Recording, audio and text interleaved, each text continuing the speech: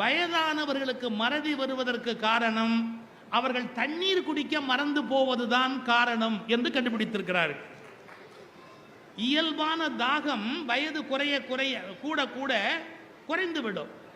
இளம் வயதிலே ஓடி விளையாடி விட்டு வந்து அப்படியே ஒரு பெரிய பாட்டிலை கவிழ்த்து தண்ணீர் குடிக்கிற வழக்கம் இளம் பிள்ளையில இருக்கும். ஆனால் வயது கூட கூட யாராவது நினைவூட்டினால்தான் தண்ணீர் குடிக்க வேண்டும் என்கிற எண்ணமே வரும்.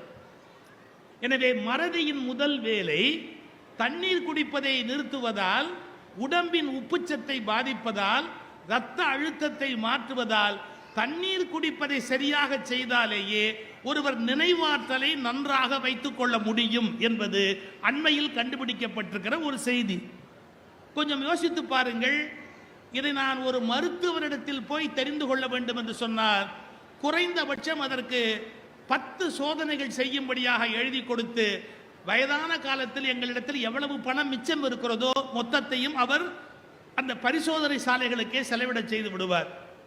எந்த விதமான செலவும் இல்லாமல் ஒரு புத்தகம் எனக்கு புத்தி சொன்னது, நீ தண்ணீர் குடிப்பதை மறந்து விடாதே என்று எனக்கு நினைவூட்டியது. எளிய விஷயம், ஆனால் இது நமக்கு தெரியுமா? மறதிக்கும் அதற்கும் தொடர்பு இருக்கிறது என்பது நமக்கு தெரிவதற்கு வாய்ப்பு இல்லை. எதற்காக சொல்லுகிறேன்? புத்தகங்களை படிப்பதை மட்டும் நிறுத்தாதீர்கள். எவ்வளவு வயதானாலும். அதனால்தான் திருவள்ளுவர் சொன்னார், என்னே ஒருவன் சாந்துணையும் கல்லாதவாறு. டேய், சாகர வரைக்கும் படிடா அப்படின்னா. ஆனா நம்பாளு படின்னு சொன்னா செத்து போயிடுறான். சாகர வரைக்கும் படிடா, படிக்கிறத நிறுத்தாது, சாந்துணையும் கல்லாதவாறு அப்படின்னார்.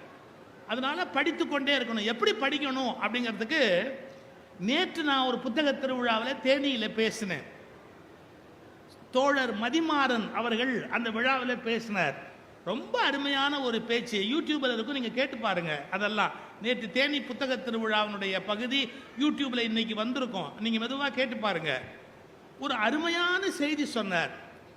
டாக்டர் அம்பேத்கர் எப்படி படிப்பார், படிப்பதில் அவருக்கு எப்படி விருப்பம் என்பது பற்றிய ஒரு செய்தி உங்களுக்கு தெரிந்திருக்கலாம். லண்டன் அவர் போகிறார். இது நான் படித்த செய்தி. மதிமாறன் செய்திக்கு பிறகு வருகிறேன். அவர் லண்டன் போகிறார், தங்க போகிறார். அவரை கேட்கிறார்கள், உங்களுக்கு எங்கே அறை வசதி செய்து தர வேண்டும், தங்குவதற்கு எந்த விடுதியில், ஹோட்டல் எந்த விடுதியில் உங்களுக்கு தங்குவதற்கு வசதி செய்து தர வேண்டும். அவர் சொன்ன பதில் என்ன தெரியுமா? லைப்ரரிக்கு நடந்து போகிற தொலைவில் இருக்கிற ஒரு விடுதியில் எனக்கு அறை ஏற்பாடு செய்யுங்கள். நான் பயணத்துக்கு செலவு செய்ய முடியாது, எனவே நடந்து போகிற தொலைவில் எங்கே நூலகம் இருக்கிறதோ அந்த நூலகத்துக்கு பக்கத்தில் இருக்கிற விடுதி எவ்வளவு வசதி குறைவாக இருந்தாலும் கவலை இல்லை, அது நான் தங்குவதற்கு போதுமானது. நூலகத்துக்கு நடந்து போகிற தொலைவில் இருக்கிற ஒரு விடுதியை எனக்கு தங்குவதற்கு ஏற்பாடு செய்யுங்கள் என்று சொன்னார். யோசிச்சு பாருங்க, எப்படி அவருக்கு கல்வியின் மீது, படிப்பதன் மீதும் நாட்டம் வருகிறது. இதற்கு காரணம் சொல்லட்டுமா? இங்க வந்திருக்கிற மக்களிலே பல பேர் முதல் தலைமுறையாக பட்டம் பெற்றவர்களாக இருப்பார்கள், 70% மேலே. ஏழைகள் குடும்பத்தில், பின்தங்கியவர்கள் குடும்பத்தில், தாழ்த்தப்பட்ட ஒடுக்கப்பட்ட குடும்பங்களில் இருக்கிற பிள்ளைகள் இந்த உலகத்தில் முன்னுக்கு வர வேண்டும் என்று நினைத்தால் ஒரே வழி படிப்பு, படிப்பு, படிப்பு, படிப்பு மட்டுமே.